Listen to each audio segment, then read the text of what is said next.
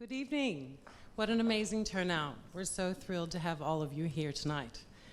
And I'd just like to genuinely express our respect and gratitude to the panelists that accepted our invitation to join this evening. Thank you so much. For those of you that don't know us, the Voices of Mackellar is a community organization, grassroots. We do not align with any candidate or party.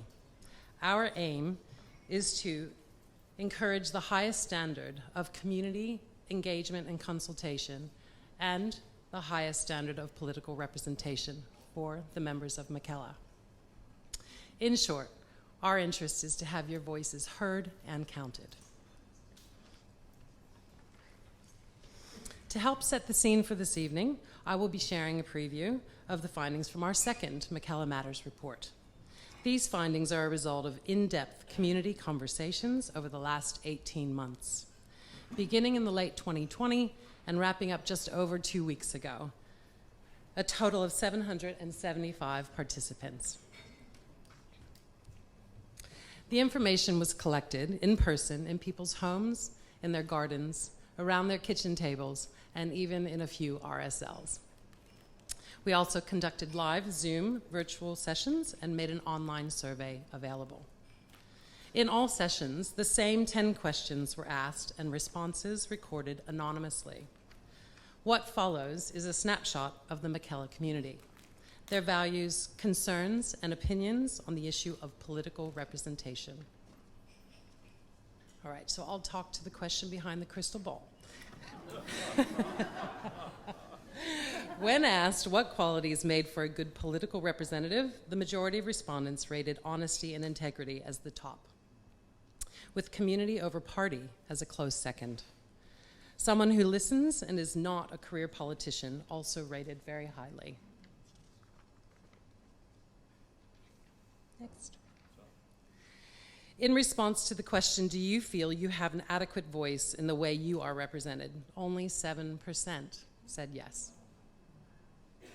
Unfortunately, a clear majority, 73%, did not feel they had adequate input into the way they were represented.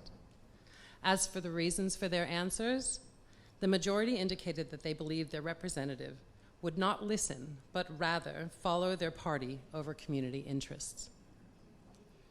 Another high percentage of responses suggested they had actually tried, but had given up and or had received inadequate responses when they attempted to engage with their representative. This is when it gets really interesting. When asked about any particular topics of concern, the highest responses related to the lack of action on climate change. As you can see from the very clear graph, 57% of people cited it as a primary concern. Another significant area of focus was the lack of accountability and transparency in government, linked to the influence of political donors and lobbyists. Other topics that ranked in the top 10 issues included environment, media diversity, housing affordability, and economic and indigenous inequality. Here are just a few quotes from the Mackellar residents that engaged in these discussions.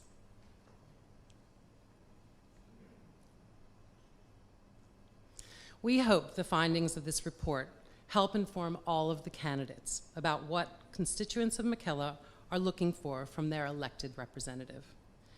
In the long term, we hope this report helps to foster the highest quality of political representation for the residents of Mackellar over the next 3 years. That's your preview. And as I said, the rest of the report will come out in the next couple of weeks, but thank you so much.